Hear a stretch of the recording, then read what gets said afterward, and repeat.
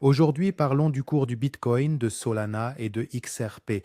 Mesdames et messieurs, verrons-nous dans les prochains jours une correction du Bitcoin vers les 45 000 dollars et le marché crypto se retournera-t-il ensuite ou ce retournement aura-t-il lieu très prochainement? Commençons par le cours du Bitcoin, puis abordons quelques événements économiques et parlons de nouvelles transactions. Regardez, dans les dernières vidéos, nous avons discuté du fait qu'une formation en drapeau se dessine ici. Et ce qui nous intéresse maintenant, c'est de savoir si le cours du Bitcoin pourra franchir cette ligne violette pour atteindre au moins 60 000 dollars, voire peut-être 40 000. Ou est-ce qu'à partir de cette ligne violette, nous assisterons à un retournement du marché crypto? Parlons d'abord des événements économiques, puis je vous expliquerai en détail l'évolution du cours et nous parlerons des nouvelles transactions. Regardez, en théorie, la figure du drapeau fonctionne ainsi. Le cours chute, forme un drapeau, puis chute à nouveau.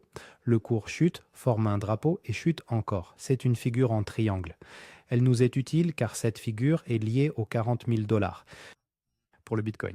Mais je vais vous montrer cela en détail maintenant. Nous nous intéressons aussi aux zones de support. Regardez, elles se situent entre 70 000, 500 et 55 000 dollars. Et vous pouvez voir qu'entre 55 et 45 000 dollars, il n'y a pratiquement aucun volume d'échange.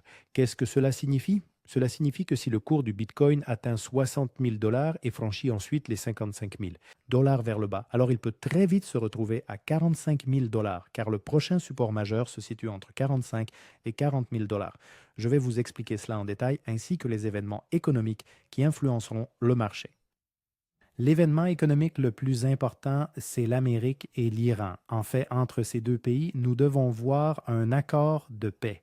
S'il n'y a pas d'accord de paix entre ces deux pays, il se pourrait que le cours baisse encore un peu. Les données sur le chômage sont également importantes. Elles seront publiées vendredi. Ici, il faut que le chômage augmente. Pourquoi? Parce que la Réserve fédérale pourrait alors commencer à baisser ses taux d'intérêt.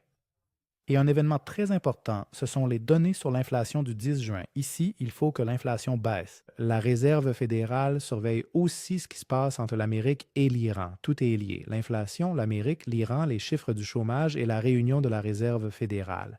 L'événement le plus important, c'est l'Amérique et l'Iran. C'est donc ce qu'il faut suivre maintenant. Cet événement aura un impact très fort sur le marché. De plus, certains ont demandé quels indicateurs j'utilise. Vous pouvez les voir sur le côté gauche. Nous ne discuterons pas de leur fonctionnement, car cela prendrait beaucoup trop de temps. Mais je vais vous montrer comment définir les objectifs d'une figure en drapeau et ceux d'une figure en triangle. Vous voyez, il y a de petites lignes ici. Vous voyez, une petite ligne ici et une autre petite ligne là. Ce n'est pas difficile et vous allez tout comprendre car vous en aurez aussi besoin à l'avenir.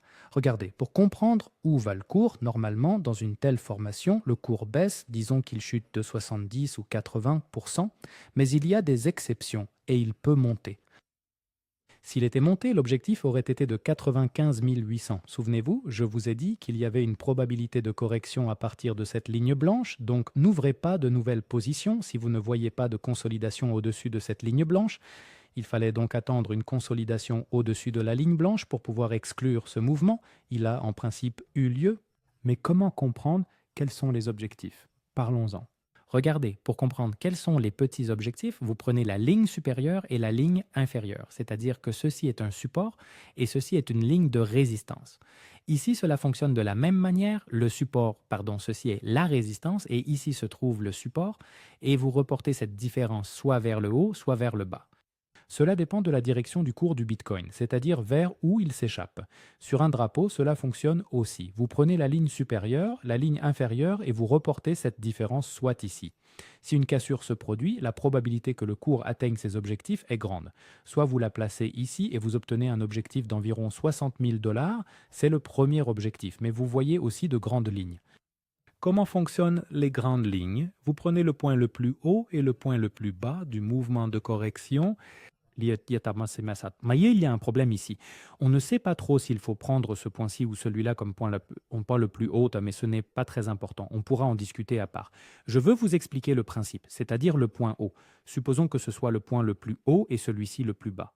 Ensuite, vous reportez cette différence vers le bas et vous obtenez cet objectif de 33 000 dollars. Il ne faut pas la placer vers le haut, car le cours sort généralement de ces formations par le bas. S'il sort par le haut, vous ne prenez que les objectifs les plus courts. Cela fonctionne aussi pour le triangle. Là aussi, gars, qu'il y a un problème. Là, on ne sait pas vraiment quel est le point le plus haut, disons, bah, prenons celui-ci comme point le plus haut, et le point le plus bas, le voici. Vous prenez cette différence, vous la reportez sous la ligne de cassure, et vous obtenez 40 et 45 000 Dollars. Eh bien, pour ainsi dire, vous obtenez 45 000 dollars. C'est pourquoi nous avons nos premiers objectifs. Comme, rappelez-vous, moi, je vous ai dit que si nous voyons une consolidation du cours du Bitcoin sous cette ligne violette, alors il est probable que le cours baisse, la probabilité augmente. Ici, nous avons eu une légère consolidation du cours, ici à cause du week-end, car c'était samedi et dimanche, les marchés américains étaient fermés, il y a eu une légère consolidation. Jeudi, cette correction a continué et maintenant le cours se trouve ici. S'il reste ici dans les prochains jours, alors la probabilité d'une correction augmente. Si jamais l'Amérique et l'Iran trouvent un accord, alors les lignes de résistance sont ici, puis là et encore ici. La ligne blanche, la ligne bleue et ces lignes de l'indicateur sont des points de retournement potentiels. Mais comme je vous l'ai dit, le cours baisse généralement après une telle formation, alors soyez un peu prudent. Et je répète où se situent les objectifs. Le premier objectif est ici, c'est un point potentiel pour un retournement global. C'est un point potentiel pour un retournement global et cet endroit est aussi une ligne potentielle pour un retournement global. Comment savoir où aura lieu le retournement global? Par exemple, ici, 60 000 dollars. C'est environ 10 000 dollars plus bas. Le cours peut-il se retourner ici? Théoriquement, oui, mais nous savons que les indices américains sont au plus haut. De plus, nous savons que l'Amérique et l'Iran sont en négociation, donc la probabilité est plus forte que le cours atteigne probablement ce niveau.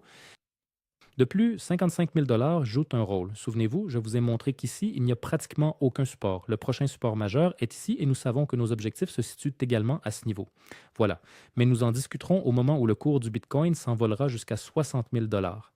Plus en détail. Soyez donc très prudents dans les prochains jours. Pour l'instant, la situation laisse présager une cassure à la baisse. Regardez l'évolution du cours de Solana. Dans les dernières vidéos, nous avons discuté de la formation d'un triangle ici. Je viens de vous montrer il y a 5 minutes comment fonctionne la figure en triangle. Nous savons que Solana dépend du Bitcoin. Vous pouvez le voir ici. Quand le cours du Bitcoin a atteint 82 000 dollars, Solana a chuté depuis ce point.